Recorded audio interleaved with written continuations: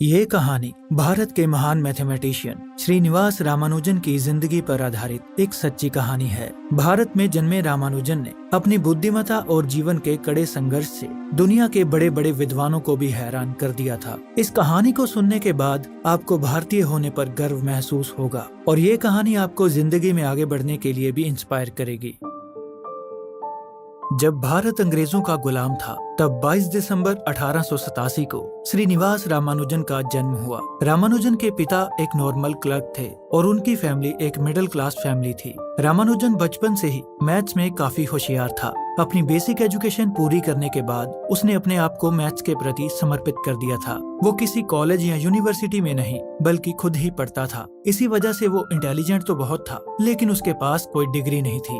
वो महीनों तक एक ही चीज पर रिसर्च करता और नए नए तरीकों की खोज करता। अपनी रिसर्च के बेसिस पर वो एक नोटबुक भी लिख चुका था। 14 जुलाई 1909 में उसकी जानकी के साथ शादी हो चुकी थी और 1913 में उसके पिता की मौत के बाद परिवार को चलाने की जिम्मेदारी उसके कंधों पर आ चुकी थी। इसी वजह से नौकरी की तलाश में रामानुजन दूसरे शहर आ चुका था। वो एक ब्रिटिश ऑफिसर के यहाँ अपने इंटरव्यू के लिए जाता है और उसे अपनी मैथ्स की रिसर्च के बारे में भी बताता है, लेकिन उस ऑफिसर को किसी डिग्री वाले कैंडिडेट की जरूरत थी, इसलिए वो रामानुजन को बेइज्जत करके वहाँ से बाहर निकाल देता है। इस बार भी असफल होने की वजह से वो निराश हो जाता है। उसे लगने लगा था कि वो गरीबी में ही मर जाएगा, ना जाने उसकी किस्मत में क्या लिखा है। अगले दिन रामानुजन नारायण से मिलता है जो पेशे से एक अकाउंटेंट था और वो काफी अरसे से एक फ्रांसिस नाम के अंग्रेज के यहाँ काम करता था। नारायण को रामानुजन की मैथ्स की रिसर्च काफी अच्छी लगती है क्योंकि उसका भी मैथ्स में काफी इंटरेस्ट था। तो डिग्री ना होने के बावजूद भी नारायण उसे एक शर्त पर क्लर्क की नौकरी पर रख लेता है कि रात के समय रामानुजन उसे अपनी मैथ्स की रिसर्च समझाएगा। अपनी नौकरी लगने के बाद रामानुजन अपनी माँ और बीवी को अपने पास बुला लेता है। अगले दिन रामानुजन ऑफिस में काम कर रहा था तब नारायण नोटिस करता है कि रामानुजन कैलकुलेशंस के लिए अबेकस का इस्तेमाल नहीं कर रहा है। अबेकस उस समय का कैलकुलेटर था और सब लोग फास्ट कैलकुलेशंस के लिए अबेकस का इस्तेमाल करते थे। रामानुजन कहता है कि अबेकस उसके काम को स्लो कर देता है क्योंकि अबेकस से ज्यादा तेज कैलकुलेशंस तो वो अपने दिमाग में ही कर लेता है, जो एक जीनियस ही कर सकता था। रामानुजन की रिसर्च देखने के बाद नारायण कहता है कि हमें तुम्हारी रिसर्च किसी काबिल व्यक्ति को दिखानी चाहिए जो इसे समझ सके। तो रामानुजन कहता है कि वो अपनी रिसर्च मद्रास में सबको दिखा चुका है लेकिन किसी को कोई इंटरेस्ट नहीं है। इस पर नारायण उसे मद्रास से बाहर इंग्लैंड जाने के लिए कहता है। अगली सुबह रामानुजन अपनी माँ से कहता है कि उसके बॉस नारायण को उसकी मैथ्स की रिसर्च बहुत अच्छी लगी है और वो उसे पब्लिश कराने के लिए मद्रास के बाहर इंग्लैंड में किसी काबिल व्यक्ति की तलाश कर रहा है। जानकी को ये बात बहुत अच्छी लगती है लेकिन उसकी माँ को ये बिल्कुल भी ठीक नहीं लगता क्योंकि वो हिंदू ब्राह्मण फैमिली से बिलोंग करते थे और उनकी मान्यताओं के मुताबिक उन्हें समुद्र को पार करने की मनाही थी। तो अपनी माँ के मना करने के बाद रामानुजन नारायण को अपनी रिसर्च पब्लिश करवाने से मना कर देता है, लेकिन नारायण को उसका ये फैसला ठीक नहीं लगता। वो कहता है कि तुम एक जीनियस हो, तुम्हारे पास इतना कीमती ज्ञान है जो भविष्य में मानव जाति के लिए मददगार साबित होगा और अगर तुम्हारा ज्ञान पब्लिश नहीं हुआ तो ये तुम्हारे साथ ही खत्म हो जाएगा। वो ये भी कहता है कि जब एक भारतीय हिंदू ब्राह्मण इंग्लैंड में जाकर अपनी रिसर्च अंग्रेजों के सामने रखेगा तो उन्हें ये मानना पड़ेगा कि हम भारतीय किसी से कम नहीं हैं। लेकिन रामानुजन के मन में अभी भी दुविधा चल रही थी। अगले दिन ऑफिस में काम करते समय फ्रांसिस को इंग्लैंड से मिस्टर G.H. हार्डी की एक चिट्ठी मिलती है जो एक बहुत बड़े मैथमेटिशियन थे। फ्रांसिस बताता है कि मिस्टर हार्डी ने अकेले ही पूरे ट्राइपोस एग्जामिनेशन सिस्टम को बदलकर सैकड़ों वर्षों के इतिहास को बदल दिया था, जो अपने आप में एक महान काम था। और वो ये भी कहता है कि हार्डी ही वो व्यक्ति है जिसे तुम लोग ढूंढ रहे हो। इसके बाद इंग्लैंड का सीन दिखाया जाता है। मिस्टर हार्डी अपने टेबल पर बैठकर अखबार पढ़ रहे थे तब उनका असिस्टेंट उन्हें एक चिट्ठी देता है। वो चिट्ठी किसी और की नहीं बल्कि रामानुजन की थी। जब मिस्टर हार्डी वो चिट्ठी पढ़ते हैं तब उन्हें यकीन नहीं होता कि एक मामूली हिंदू क्लर्क मैथ्स के कॉम्प्लेक्स प्रॉब्लम्स को सॉल्व कर सकता है। रामानुजन के फॉर्मूलाज में कुछ खास बात थी लेकिन वो भी पूरी तरह प्रूव नहीं हुए थे। तो मिस्टर हार्डी रामानुजन को अपने साथ काम करने के लिए कैम्ब्रिज यूनिवर्सिटी बुला लेते हैं। अपने इंग्लैंड जाने की बात रामानुजन अपनी पत्नी जानकी से कहता है तो जानकी काफी परेशान हो जाती है क्योंकि अगर वो अपनी धार्मिक मान्यताओं के विरुद्ध समुद्र पार करके इंग्लैंड चला जाएगा तो ब्राह्मण समाज में कोई भी उनके परिवार से नाता नहीं रखेगा और भविष्य में उनके बच्चों की शादी भी नहीं होगी। तो रामानुजन कहता है कि फिर वो मद्रास छोड़कर मुंबई या कोलकाता चला जाएगा, लेकिन वो किसी भी कीमत पर अपनी मैथ्स की रिसर्च पब्लिश करेगा। रामानुजन के पक्के इरादे देखकर जानकी मान जाती है और कहती है कि तुम जल्द से जल्द मुझे भी अपने पास इंग्लैंड बुला लेना। फिर रामानुजन भगवान से माफी मांगते हुए अपने बाल काट देता है, क्योंकि उस समय किसी ब्राह्मण के लिए अपनी चोटी काट देना किसी अपराध से कम नहीं था। वो इंग्लैंड जाने का फैसला अपनी माँ को सुनाता है। उसके कटे हुए बाल देखकर उसकी माँ को काफी दुख होता है, पर वो कर भी क्या सकती थी। रामानुजन अपना फैसला कर चुका था। इंग्लैंड के लिए रवाना होने से पहले उसकी माँ कहती है कि भले ही तुम अपने बाल काटकर इस समुद्र को पार करके इंग्लैंड जा रहे हो, लेकिन भगवान की पूजा करना मत भूलना और नॉन वेज कभी मत खाना। फिर रामानुजन अपनी पत्नी जानकी से वादा करता है कि वो उसे कभी नहीं भुलाएगा। 6000 मील का लंबा सफर तय करने के बाद वो कैम्ब्रिज पहुंच जाता है और गेट के बाहर उसे प्रोफेसर लिटिलवुड मिलते हैं, जो एक मैथमेटिशियन थे। वो रामानुजन को पहचान जाते हैं और उसे कैम्ब्रिज के अंदर ले जाते हैं। रामानुजन को कैम्ब्रिज यूनिवर्सिटी किसी हसीन सपने की तरह लग रही थी। प्रोफेसर लिटिलवुड उसे वो पेड़ भी दिखाते हैं जिसके नीचे बैठकर न्यूटन ने ग्रेविटी की खोज की थी। रामानुजन को कैम्ब्रिज बुलाने के फैसले से दूसरे प्रोफेसर्स खुश नहीं थे, क्योंकि उनका मानना था कि रामानुजन एक फ्रॉड है जिसके पास अपने फॉर्मूलाज को प्रूव करने के लिए लॉजिकल प्रूफ्स नहीं है। इसके अलावा वो इंडियंस को नीचा भी समझते थे। लेकिन मिस्टर हार्डी कहते हैं कि रामानुजन का केस एक स्पेशल केस है और वो खुद इसकी पूरी तरह से जांच करेंगे। फिर लिटिलवुड रामानुजन के साथ वहां आ जाते हैं और वो मिस्टर हार्डी से उसकी मुलाकात करवाते हैं। मिस्टर हार्डी का बिहेवियर काफी सख्त था, जो रामानुजन से सीधा मुद्दे की बात करते हैं और कल सुबह 10 बजे उसे अपने ऑफिस में बुलाते हैं। रामानुजन सबसे पहले अपने सामान में से भगवान गणेश और माँ सरस्वती की मूर्ति निकालकर अपने डेस्क पर रखता है और ऑफिस जाने से पहले उनकी पूजा करता है। इसके बाद वो मिस्टर हार्डी के ऑफिस में पहुंच जाता है, जहां प्रोफेसर लिटिलवुड भी मौजूद थे। मिस्टर हार्डी रामानुजन से कहते हैं कि तुम पहले कुछ लेक्चर्स अटेंड करके हमारे तरीके सीख लो, ताकि हमें तुम्हारे साथ काम करने में ज्यादा परेशानी न हो। पहले तो रामानुजन मिस्टर हार्डी से सहमत नहीं होता, क्योंकि वो यहाँ पढ़ने के लिए नहीं बल्कि अपनी डिस्कवरीज को पब्लिश करने के लिए आया था। फिर वो कहता है कि चिट्ठी में मैंने आपको जो लिख कर भेजा था वो तो बस उसकी डिस्कवरीज का एक सैंपल था, और वो उन्हें अपनी एक नोटबुक देता है जिसमें उसने प्राइम नंबर्स पर अपनी रिसर्च लिखी थी। उस किताब को देखकर प्रोफेसर लिटिलवुड बहुत हैरान थे। वो कहते हैं कि इस काम को करने के लिए तो सारी जिंदगी चाहिए, लेकिन रामानुजन के पास तो एक और किताब थी, जिसे देखकर वो दोनों और ज्यादा हैरान हो जाते हैं। डिनर के टाइम मिस्टर हार्डी और लिटिलवुड दोनों बहुत खुश थे, क्योंकि उन्हें रामानुजन की रिसर्च बहुत अच्छी लगी थी। लेकिन उनके साथी प्रोफेसर्स का मानना था कि इन डिस्कवरीज को लॉजिकल रीजनिंग और आर्गुमेंट्स के जरिए प्रूव करने में उनकी सारी जिंदगी चली जाएगी। और ये बात कुछ हद तक ठीक भी थी, क्योंकि बिना किसी लॉजिकल एक्सप्लेनेशन के रामानुजन की डिस्कवरीज को पब्लिश नहीं किया जा सकता था। कैम्ब्रिज में रहना रामानुजन के लिए आसान नहीं होने वाला था। वेजिटेरियन होने की वजह से रामानुजन डिनर के टाइम सिर्फ आलू खाने का फैसला करता है, लेकिन तभी उसे पता चलता है कि आलू को मांस के साथ ही पकाया गया है। तो रामानुजन खाना खाए बिना ही रूम में वापस चला जाता है और अपना खाना खुद ही बनाने का फैसला करता है।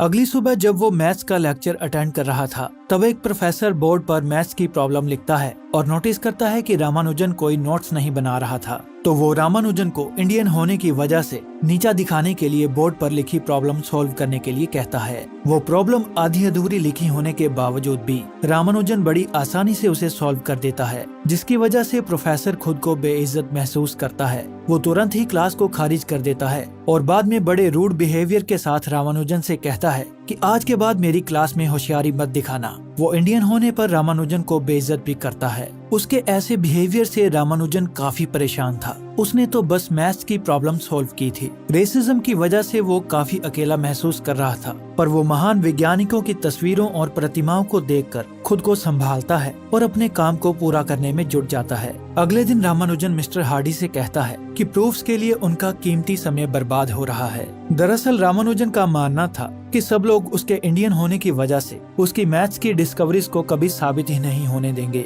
जो एक हद तक ठीक भी था। तो मिस्टर हार्डी कहते हैं कि अगर तुम मैथ्स में अपनी नई खोज साबित करना चाहते हो, तो तुम्हारी नई खोज का तर्क के आधार पर पूरी तरह से ठीक होना बहुत जरूरी है। फिर वो रामानुजन को लाइब्रेरी के उस हिस्से में ले जाते हैं जहां दुनिया के महान व्यक्तियों की खोज को रखा गया था। वो उसे न्यूटन की एक किताब दिखाते हैं जो न्यूटन ने ग्रेविटी की खोज करने के बाद प्रूफ्स के तौर पर लिखी थी। वो कहते हैं कि तुम्हारी डिस्कवरीज को तुम तो आसानी से समझ सकते हो, लेकिन दूसरे लोग भी उसे आसानी से समझ सकें, इसीलिए उसकी step by step logical explanation का होना बहुत जरूरी है, जैसा कि ग्रेविटी की खोज के दौरान न्यूटन ने किया। और जब तक प्रूफ्स नहीं है तब तक वो सब डिस्कवरीज बेकार हैं, चाहे वो कितनी भी महान क्यों न हो। मिस्टर हार्डी कहते हैं कि अगर तुम प्रूफ्स लाने में कामयाब हो जाते हो तो मुझे यकीन है कि तुम्हारी नोटबुक्स को भी इसी लाइब्रेरी में रखा जाएगा। ये बात रामानुजन अच्छी तरह से समझ जाता है और अपनी डिस्कवरीज को प्रूव करने में जुट जाता है। इन सब के दौरान भी वो हर रोज भगवान की पूजा करता है और उनके आशीर्वाद से ही अपने काम की शुरुआत करता है। लेकिन प्रूफ्स की खोज के दौरान रामानुजन पार्टीशन नंबर्स पर अपना नया फॉर्मूला डिस्कवर कर देता है और मिस्टर हार्डी को इस बारे में बताता है। लेकिन मिस्टर हार्डी उसकी नई डिस्कवरी पर ज्यादा ध्यान न देते हुए उसे प्रूफ्स पर काम करने के लिए सख्ती से कहते हैं। पर रामानुजन की पार्टीशन नंबर्स की डिस्कवरी एक क्रांतिकारी डिस्कवरी बन सकती थी, जो मिस्टर हार्डी को काफी इंटरेस्टिंग लगती है। पार्टीशन नंबर्स, किसी भी नंबर को कितने तरीकों से लिखा जा सकता है, ये पार्टीशन नंबर से पता चलता है। उदाहरण के लिए 4 को 5 तरीकों से लिखा जा सकता है। Partition of 4 is equals to 1 + 1 + 1 + 1, 2 + 1 + 1, 2 + 2, 3 + 1 और 4। मिस्टर हार्डी कहते हैं कि ये देखने में तो काफी आसान लगता है, लेकिन क्या आप जानते हैं कि 100 को कितने तरीकों से लिखा जा सकता है? तो मिस्टर हार्डी के मुताबिक यहाँ 2,04,226 से भी ज्यादा संभावनाएं बनती हैं, जिसे बनाने में कैम्ब्रिज के एक प्रोफेसर मेजर मैकमोहन को हफ्तों लग गए थे। और अगर रामानुजन का ये फॉर्मूला सही है तो ये एक बहुत बड़ी डिस्कवरी साबित हो सकती है, क्योंकि अब तक पार्टीशन नंबर्स का कोई फॉर्मूला मौजूद नहीं है। फिर काफी मेहनत करने के बाद रामानुजन अपने प्रूफ्स मिस्टर हार्डी को दे देता है और जब अगली सुबह वो उनके ऑफिस जाता है तो देखता है कि मिस्टर हार्डी ने उसके प्रूफ्स में से काफी गलतियां निकाली हैं। जब रामानुजन मिस्टर हार्डी से मिलता है तो मिस्टर हार्डी कहते हैं कि तुमने प्रूफ्स में ढेर सारी गलतियां की हैं। मैं तुम पर सख्ती इसलिए कर रहा हूँ ताकि तुम्हारी डिस्कवरीज को जल्द से जल्द पब्लिश किया जा सके। क्योंकि रामानुजन को प्रूफ्स बनाने में कठिनाई आ रही थी तो बार बार प्रूफ्स की बात सुनकर वो थोड़ा अपसेट हो जाता है। तो मिस्टर हार्डी कहते हैं कि मैंने तुम्हारे काम को समझकर खुद ही कुछ प्रूफ्स डेवलप किए जो तुम्हारी पहली किताब को पब्लिश करने के लिए काफी थे। और वो रामानुजन को उसकी पहली पब्लिश्ड किताब दिखाते हैं, जिसे देखकर वो बहुत खुश होता है। रामानुजन की पहली किताब पब्लिश होने पर उसकी माँ भी बहुत खुश थी, जो सब लोगों को उसके बारे में बताती है। अगली सुबह रामानुजन को पता चलता है कि इंग्लैंड में वार शुरू हो चुकी है। वार की खबर सुनकर रामानुजन अपनी वाइफ जानकी को चिट्ठी लिखता है कि वार के हालातों में उसका इंग्लैंड आना ठीक नहीं रहेगा। लेकिन जानकी भी चिट्ठी लिखवाती है कि वो जंग के बावजूद भी उसके पास इंग्लैंड जरूर आएगी। इसके बाद वो चिट्ठी पोस्ट करने के लिए अपनी सास को देती है, मगर उसकी सास वो चिट्ठी पोस्ट करने की बजाय उसे छुपा देती है, क्योंकि अगर जानकी इंग्लैंड चली गई तो रामानुजन कभी इंडिया वापस नहीं आएगा। तो जानकी की कोई भी चिट्ठी रामानुजन तक नहीं पहुंच पाती। युद्ध के दौरान कैम्ब्रिज के कैंपस को इंग्लैंड आर्मी इस्तेमाल कर रही थी और वहाँ कुछ सिपाही इंडियन होने की वजह से रामानुजन को पसंद नहीं करते थे, जो मौका मिलने पर उसकी पिटाई भी करते हैं। रेसिज्म की वजह से रामानुजन अकेला पड़ गया था। उसे अपनी पत्नी जानकी की बहुत याद आ रही थी, क्योंकि उसने उसे जल्द से जल्द इंग्लैंड बुलाने का वादा किया था, पर जंग के माहौल में ये संभव नहीं था। प्रोफेसर लिटिलवुड जंग के दौरान आर्मी को ज्वाइन करने का फैसला करते हैं और जाने से पहले वो मिस्टर हार्डी को एक चिट्ठी भी लिखते हैं, जिसमें वो लिखते हैं कि पता नहीं कि मैं जंग के मैदान से वापस आ पाऊं या नहीं, इसीलिए मैं तुम्हें ये बताना चाहता हूँ कि रामानुजन की डिस्कवरीज पर काम करने के बाद मुझे 2 बातें पता चली हैं। पहली, रामानुजन की प्राइम नंबर्स की थ्योरम गलत है, और दूसरी कि जिस तरह की डिस्कवरीज रामानुजन लेकर आया है उसे देखकर ऐसा लगता है कि रामानुजन एक चमत्कार है। हम लोगों को उसकी तुलना 18वीं सदी के मैथमेटिशियन जैकोबी से नहीं बल्कि ग्रेट साइंटिस्ट न्यूटन से करनी चाहिए, और रामानुजन को उसके हिस्से का सम्मान दिलाने के लिए दूसरे प्रोफेसर्स के साथ तुम्हें अपने हिस्से की जंग लड़नी पड़ेगी, क्योंकि इंडियन होने की वजह से सब उसे कैम्ब्रिज से बाहर निकालना चाहते हैं। इसीलिए रामानुजन अब तुम्हारी जिम्मेदारी है। अगले दिन मिस्टर हार्डी रामानुजन को सख्ती से कहते हैं कि तुम्हारी प्राइम नंबर्स की थ्योरम गलत है। ये बात सुनकर रामानुजन थोड़ा निराश हो जाता है। मिस्टर हार्डी उस पर प्रूफ्स लाने के लिए काफी दबाव बनाते हैं, तो रामानुजन के सब्र का बांध टूट जाता है। वो कहता है कि मैं ये सब और नहीं झेल सकता, क्योंकि रामानुजन के प्रति मिस्टर हार्डी का रवैया काफी सख्त था। इंडियन होने की वजह से स्टूडेंट्स और प्रोफेसर सब उसे नीचा दिखाते थे। इसी वजह से सिपाहियों ने उसे मारा भी था। उसका यहाँ कोई दोस्त नहीं था। वो अकेला पड़ गया था, जो अपनी पत्नी जानकी को काफी मिस कर रहा था। ऊपर से मिस्टर हार्डी उस पर दबाव बना रहे थे। इस सब की वजह से वो काफी परेशान हो चुका था। तो जल्द से जल्द अपना काम खत्म करने के लिए वो पूरी रात अपने प्रूफ्स पर काम करने के बाद मिस्टर हार्डी को दे देता है, जिसे देखकर मिस्टर हार्डी काफी खुश होते हैं। लेकिन उस दौरान रामानुजन की तबीयत कुछ बिगड़ने लगी थी। इसके बाद मिस्टर हार्डी मेजर मैकमोहन से मिलते हैं और पार्टीशन नंबर्स पर रामानुजन के नए फॉर्मूला के बारे में बात करते हैं। लेकिन मेजर मैकमोहन कहते हैं कि कोई भी पार्टीशन को सॉल्व नहीं कर सकता, खास करके रामानुजन। ये बात पता चलने पर रामानुजन उनके ऑफिस में चला जाता है। मैकमोहन कहते हैं कि तुम्हारा फॉर्मूला पार्टीशंस कभी भी सॉल्व नहीं कर सकता। तो रामानुजन कहता है कि आप P of 200 के जवाब के साथ तैयार रहें। और कुछ दिनों के बाद जब वो दोनों P of 200 के जवाब के साथ वहां पहुंचते हैं तो रामानुजन के मुताबिक P of 200 की वैल्यू ये थी, जो मेजर मैकमोहन के एक्यूरेट जवाब इसके साथ सिर्फ 2% ही अलग थी, जिसे देखकर मेजर मैकमोहन हैरान हो जाते हैं। लेकिन रामानुजन की तबीयत दिन ब दिन बिगड़ती ही जा रही थी और एक दिन जब वो अपने चेकअप के लिए जाता है तो डॉक्टर उसे बताता है कि उसे टीबी की बीमारी हो चुकी है। पर रामानुजन ये बात मिस्टर हार्डी से छुपा कर रखता है। उसे डर था कि उसकी बीमारी का पता चलने के बाद उसकी रिसर्च बंद हो जाएगी और कहीं न कहीं वो ये भी मानता था कि उसके भगवान उससे नाराज हैं। अब मिस्टर हार्डी और रामानुजन में दोस्ती की शुरुआत हो चुकी थी, जो मिलकर पार्टीशन नंबर्स का फॉर्मूला क्रैक करने में जुट जाते हैं। तब मिस्टर हार्डी बताते हैं कि उन्होंने रामानुजन को रॉयल सोसाइटी का फेलो मेंबर बनाने का प्रपोजल रखा है ताकि रामानुजन को उसके हिस्से का सम्मान मिल सके। इसके लिए रामानुजन उन्हें शुक्रिया भी कहता है। लेकिन मीटिंग में कोई भी प्रोफेसर रामानुजन की फेलो मेंबरशिप के प्रपोजल से सहमत नहीं होता, क्योंकि वो एक इंडियन है और इसीलिए उस प्रपोजल को रिजेक्ट कर दिया जाता है। इस दौरान रामानुजन की तबीयत काफी बिगड़ जाती है। हर तरफ से परेशान होने की वजह से वो रेलवे स्टेशन जाकर ट्रेन की पटरी पर कूद जाता है, लेकिन ट्रेन का ड्राइवर ट्रेन रोककर उसे बचा लेता है। फिर हॉस्पिटल में मिस्टर हार्डी को पता चलता है कि रामानुजन को एडवांस स्टेज का टीबी हो चुका है और उसके पास कुछ महीने ही बचे हैं। मिस्टर हार्डी रामानुजन से कहते हैं कि तुम्हें मुझे अपनी बीमारी के बारे में पहले ही बता देना चाहिए था, अब कुछ नहीं किया जा सकता। फिर एक दिन बातचीत के दौरान मिस्टर हार्डी कहते हैं कि मैं जानता हूँ कि तुम्हें एक दोस्त की सख्त जरूरत रही है, लेकिन चाहकर भी मैं तुम्हारी मदद नहीं कर पाया, क्योंकि मैथ्स के अलावा मेरी जिंदगी में किसी भी चीज की कोई अहमियत नहीं रही। शायद इसी वजह से मेरा स्वभाव ऐसा बन चुका है। फिर रामानुजन कहता है कि क्या आप जानना चाहते हैं कि मुझे मैथ्स के ये सब आइडियाज कहाँ से मिलते हैं? तो वो बताता है कि जब वो रात को सोता है या पूजा करता है तब देवी नामागिरी उसके ख्यालों में आती हैं, उससे बातें करती हैं और देवी नामागिरी ने ही मैथ्स के कॉम्प्लेक्स प्रॉब्लम्स को सॉल्व करने में उसकी मदद की है। उन्हीं की कृपा से उसने मैथ्स की सारी डिस्कवरीज की हैं। वो ये भी बताता है कि उसके लिए किसी भी इक्वेशन का कोई मतलब नहीं है जब तक कि वो ईश्वर के प्रति अपने विचार व्यक्त न करे। क्योंकि मिस्टर हार्डी एक नास्तिक थे, तो ये बात सुनने के बाद वो कहते हैं कि मैं भगवान पर विश्वास नहीं कर सकता,